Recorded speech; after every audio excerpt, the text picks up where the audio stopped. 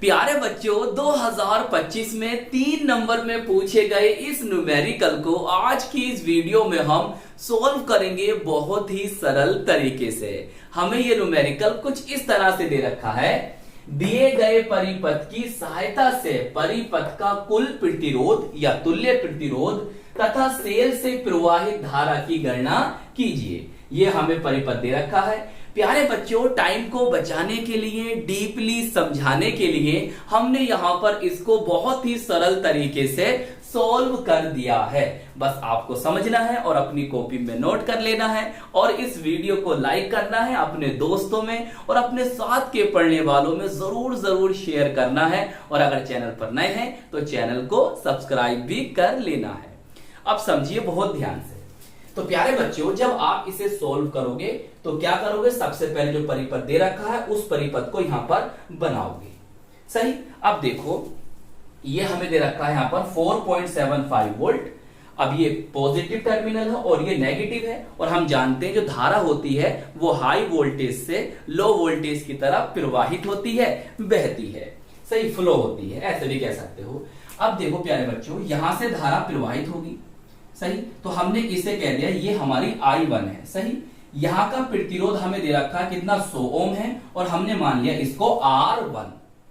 चलिए अब आगे चलिए। अब धारा ऐसे गई, फिर देखो धारा प्यारे बच्चों यहां आ रही है तो हमने इसे कह दिया I2 और यहां का प्रतिरोध कितना दे रखा है, 50 ओम है और हमने इसे मान लिया R2। सही कह रहे बच्चों। अब देखिए फिर धारा देखो यहां आई, फिर यहां से इस तरह से भी गई है और देखो धारा फिर यहां से यहां आई, तो हमने इसे कह दिया I3 और यहां का प्रतिरोध दे रखा है कितना, 50 ओम और हमने इसे मान लिया R3। इतनी बात समझ में आई। अब देखो धारा यहां भी आ रही है इस तरह से, ऐसे ऐसे, फिर यहां से आके ये इधर चली जाएगी। तो हमने इसे कह दिया I4 और यहां का जो प्रतिरोध है दे रखा है 75 ओम और हमने इसे मान लिया R4। सही कह रहे बच्चों। बताओ परिपथ समझ में आ गया, इतनी बात समझ में आ गई। अब देखो प्यारे बच्चों, हम क्या देख रहे हैं कि जो हमारा R2 है, R3 है और R4 है, इसमें धारा का विभाजन हो रहा है। धारा जो है बट रही है, धारा अलग अलग जा रही है। जहां भी आप प्यारे बच्चों धारा का विभाजन देखें तो समझ जाओ वहां पर लगे हुए जो प्रतिरोध हैं वो समांतर क्रम में हैं। तो इसका मतलब ये हुआ कि हमारा R2, R3 और R4 जो प्रतिरोध है ये कैसे क्रम में है, समांतर क्रम में है। तो यहां पर आप इस तरह से लिख देंगे। और हम जानते हैं कि समांतर क्रम में हम तुल्य प्रतिरोध कैसे निकालते हैं, क्या फॉर्मूला होता है। तो अब ब्लैक पेन से आप लिखेंगे फॉर्मूला 1/r डैश मान लिया हमने, बराबर 1/r2 plus 1/r3 plus 1/r4। चलिए अब इनके यहां पर मान रखिए प्यारे बच्चों। R2 हमें दे रखा है कितना, 50 ओम, तो हमने यहाँ 50 लिख दिया। R3 दे रखा है हमको कितना प्यारे बच्चों, 50 ओम, तो हमने यहाँ 50 लिख दिया। और R4 दे रखा है हमको प्यारे बच्चों 75, तो हमने यहाँ पर 75 रख दिया। अब प्यारे बच्चों 50, 50 और 75 का जब आप लासा निकालोगे, एलसीएम लोगे तो कितना आ जाएगा, 150 आ जाएगा। सही, तो 50 दिया, 150 कितनी बार गया, 3 बार, तो 3 ऊपर आ जाएगा। कितनी बार जाएगा ये, 3 बार, तो 3 ऊपर आ जाएगा। 75 धुनी 150 होता है, कितनी बार गया, 2 बार गया, तो 2 ऊपर आ जाएगा। 3 और 3 कितना होता है, 6 और 6 प्लस 2 कितना होता है, 8। तो 8/150 आ गया। तो अब देखिए ये 1/r डैश है, तो हम इसे टर्न करेंगे, घुमाएंगे तो क्या बन जाएगा, r डैश बराबर ये हो जाएगा टर्न 150/8 ओम। सही, जब आप इसे भाग दोगे तो कितना आ जाएगा, 18.75 ओम। सही, कहीं आपको ये आंसर लिखा मिल सकता है, कहीं ये भी लिखा मिल सकता है, समझ गए। तो टेंशन नहीं लेने का। अब क्या करना है, अब हमें यहां से प्यारे बच्चों 2 बातें बतानी है। पहली बात तो यह है कि परिपथ का तुल्य प्रतिरोध, परिपथ का कुल प्रतिरोध या तुल्य प्रतिरोध हमें बताना है। और दूसरा प्यारे बच्चों सेल से प्रवाहित धारा को बताना है। दूसरी बात हमें सेल से प्रवाहित धारा को बताना है, सेल से प्रवाहित धारा को बताना है। सही, अब देखो प्यारे बच्चों, नन्हे मुन्ने बच्चों बहुत ध्यान से समझो। भाई देखो R2, R3 और R4 इन तीनों का तुल्य प्रतिरोध कितना आ गया, 150/8।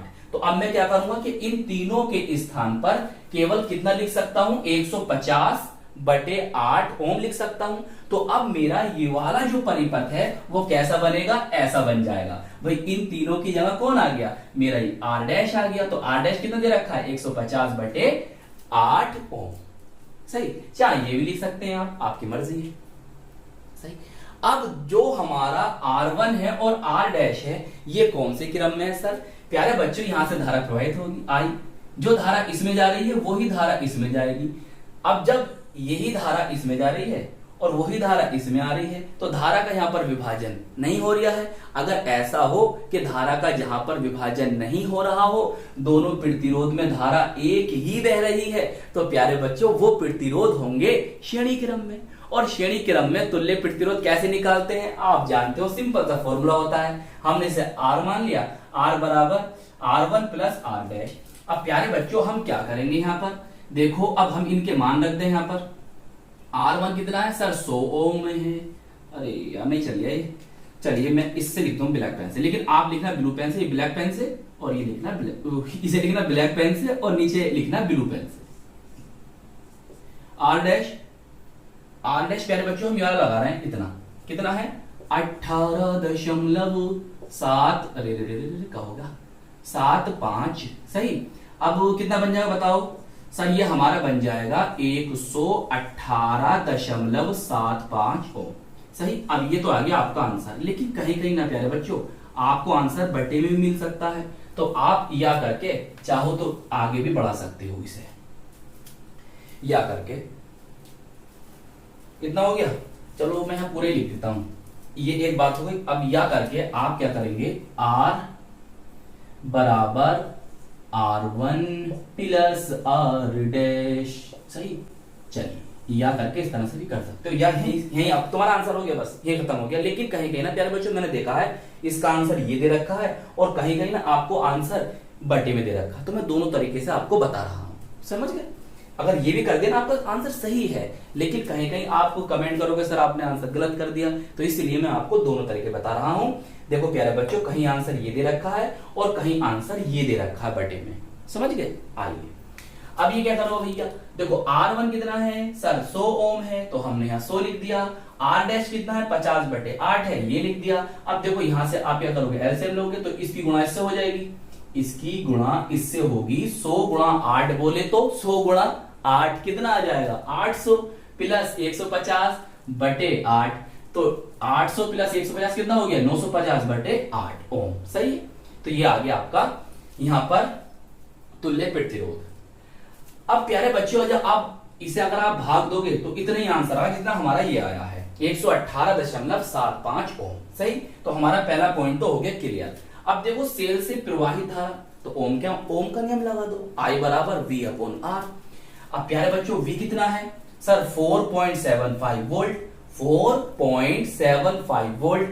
और प्यारे बच्चों हमारा R कितना आया है सर 118.75, नीचे लेकर रखेंगे और जब आप भाग करोगे प्यारे बच्चों तो हमारा आंसर बन जाएगा 0.04 एम्पियर।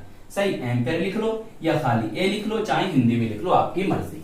तो ये आपका न्यूमेरिकल हो गया 16।